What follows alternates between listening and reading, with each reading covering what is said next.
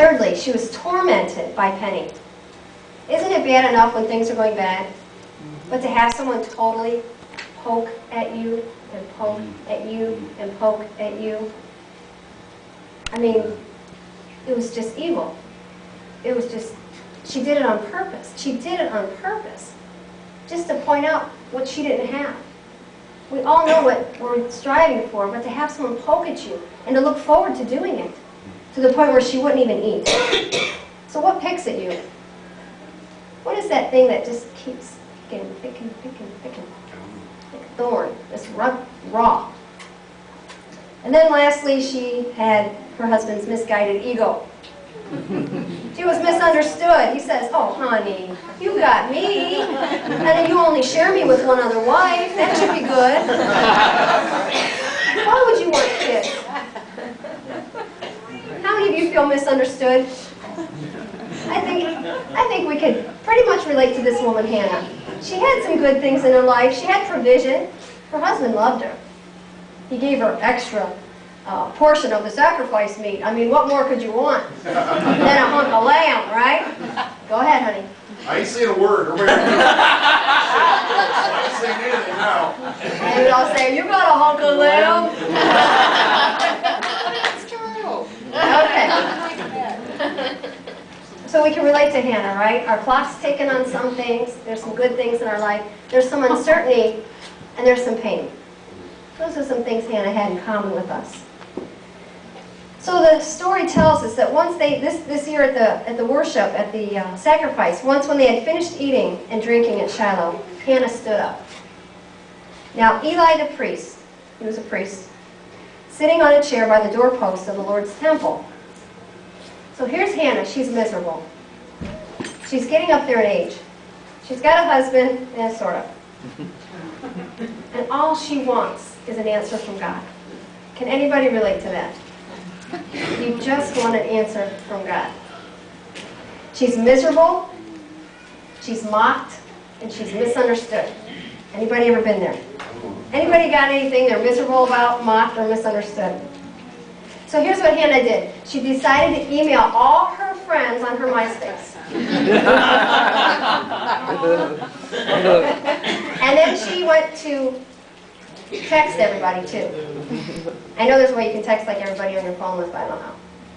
Don't worry, I won't do that to you. And then she decided to pick up the cell phone and call a bunch of people and tell them all about her annoying husband and the woman who she'd like to hire, maybe a figure skater, to grab a baseball bat and break both her kneecaps. Most of you know that one. That's what Hannah did. No, that's not what she did. She didn't do that. What did she do? She went to God's temple. There was Eli, the priest at the temple. Here's the principle Hannah lived her life by that I think is an incredible principle. Never tell your problem to someone who cannot help you with your problem.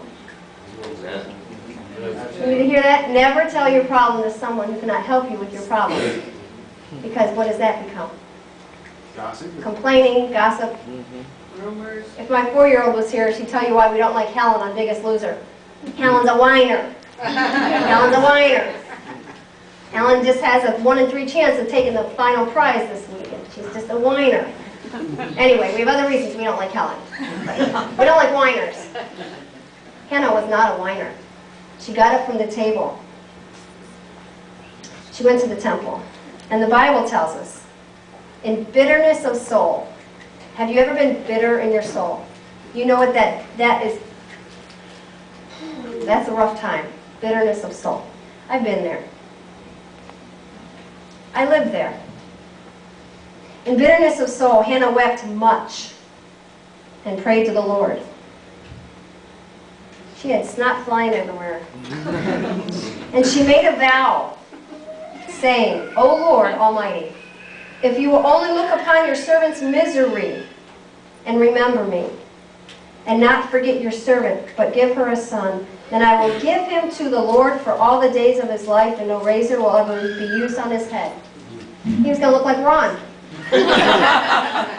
Ron's long hair. Ron's a holy man. Or Keith. All that hair. Or Dan. But what she said was, Lord, if you would just give me a son, I will give him back to you. What?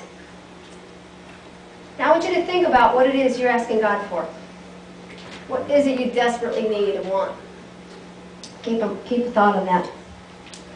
As she kept praying to the Lord, Eli, that priest, observed her mouth. It was like watching Chinese overdub. She was praying in her heart and her lips were moving, but no words were coming out. She was just bitter in soul. Eli thought she was drunk and said to her, how long will you keep on getting drunk? Get rid of your wine. Because she just looked like a babbling idiot there. You ever been that distraught in prayer that you just didn't even know what you were saying? She said, not so.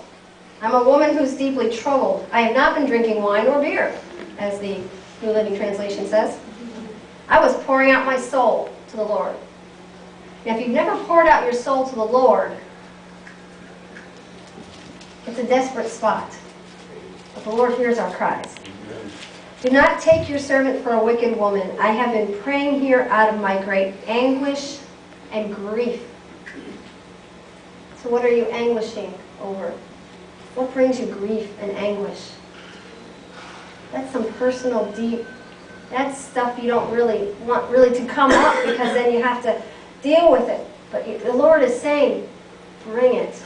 Come before me. Get quiet with me and just let me hear your anguish and your, what is it that just, what is that penny in your life that just keeps tearing at you? Don't attack that attacks you. Lay it before the Lord. He's the only one that can help you with your problem. And Hannah knew that. So Eli answered her. This is all he said. Go in peace. Happy graduation, Andrew. Everybody say, congratulations, Andrew.